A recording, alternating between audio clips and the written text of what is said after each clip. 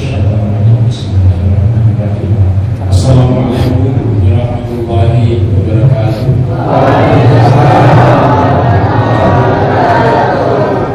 Alhamdulillahirabbil alamin. Asyhadu an la ilaha illallah wahdahu la syarika lah wa asyhadu anna Muhammadan abduhu wa rasuluh. Allahumma shalli wa sallim ala nabiyil karim Muhammadin wa ala alihi wa ashabihi wa man tabi'ahum bi ihsan ila yaumil din. Rabbi ishrah li sadri wa yassir li amri wahlul 'uqdatam min lisani yafqahu qawli. Wa qala Allah subhanahu wa ta'ala fi kitabil azim wa huwa asdaqul qailin. A'udzu billahi minasy syaithanir rajim. Bismillahirrahmanirrahim. Inna aradna al-amanata 'alas samawati wal ardi wal-jibali fa'abaina an yahmilnaha wa asfaqna minha wa hamalaha al-insan innahu kana zaluman jahula. Sadaqallahul adzim. Hadirin yang sama-sama dimuliakan oleh Allah Subhanahu wa taala, pada malam ini kita telah sama-sama melakukan zikir bersama yang pada malam ini yang dihadiri oleh ribuan malaikat yang menyaksikan di dalam pelaksanaan zikir bersama ini, bahwa pelaksanaan yang kita lakukan pada malam ini akan bernilai ibadah di sisi Allah Subhanahu wa taala. Salawat serta salam semoga senantiasa tercurah dan terlimpah buat baginda Rasulullah Muhammad sallallahu alaihi wasallam. Hadirin dan hadirat jamaah zikir yang sama-sama dimuliakan oleh Allah Subhanahu wa taala. Dalam Al-Qur'an pada surah Al-Ahzab ayat 72 yang telah saya bacakan tadi, yang artinya sesungguhnya kami telah mengirimkan amanah kepada langit, kepada bumi, kepada gunung-gunung, semuanya enggan untuk memikulnya. Wa hamalahal insan, maka diserahkanlah amanah itu kepada manusia.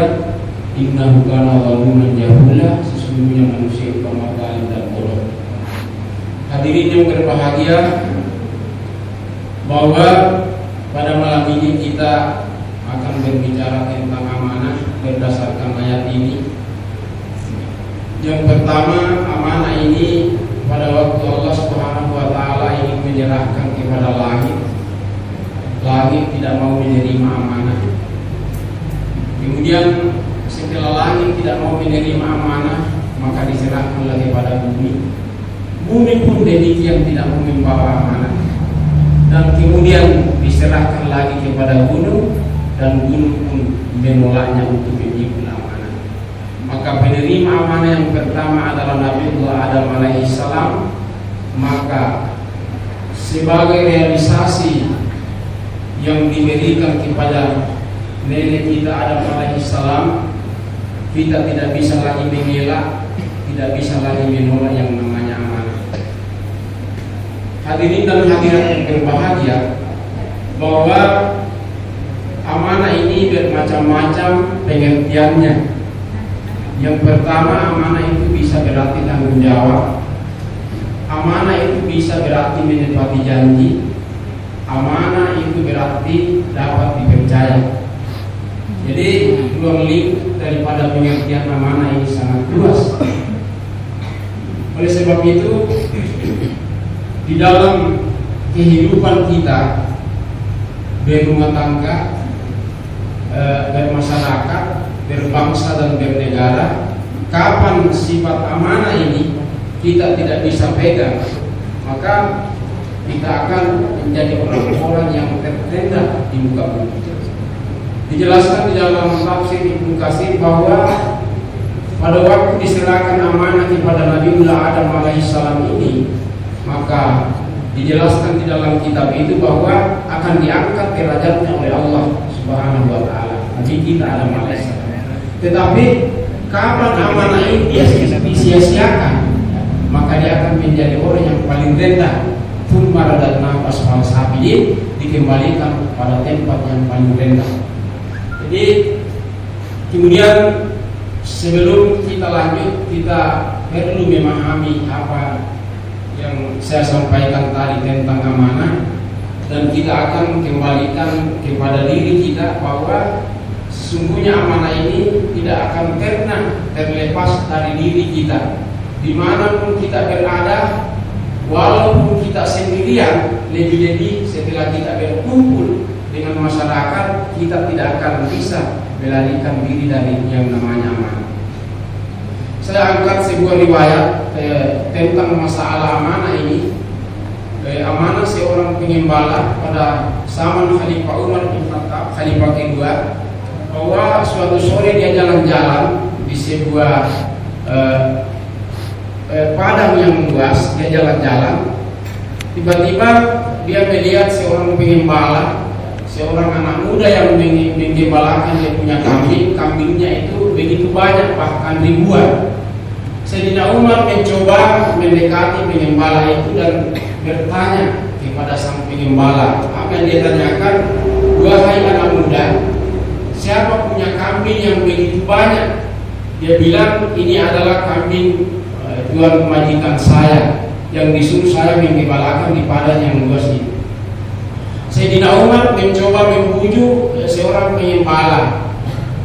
"Kira-kira kalau saya mau beli seekor kambing Anda, apakah Anda mau jual sama saya?" Apa yang dia katakan seorang pengembala?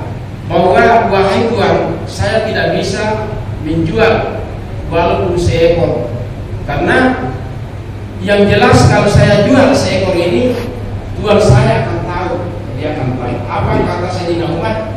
Ya tidak mungkin dia tahu, karena terlalu banyak ini kambing Anda.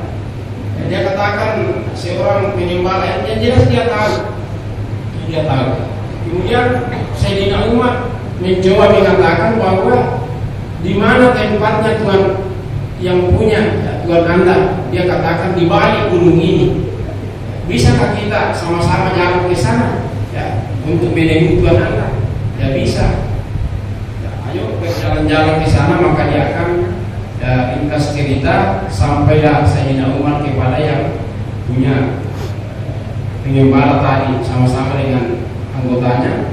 Maka dia mencoba bertanya kepadanya bahwa, "Apakah tuan ini mau saya merdekakan ini seorang pengembala?"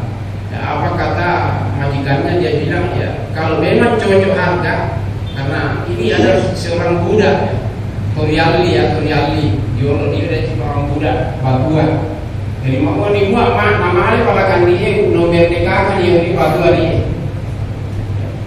Lantas di masih cerita dia, nawaya Sayyidina Umar untuk merdekakan seorang muda dia, untuk melepaskan tetapi menjadi pengembala.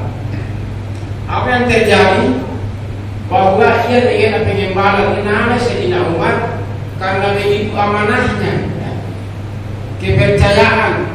Dia kepercayaan dia lawan dari pengembala sehingga nama Sayyidina Umar ini seorang yang amanah di bidang pengembala. Anda lepas itu nama balik mau nama seorang kesangan ini. Ternyata di balik daripada amanahnya, kepercayaannya ini karena ditepati dapat dipercaya, dia adalah seorang pengembala yang amanah. Maka dibebaskanlah sang pengembala tadi.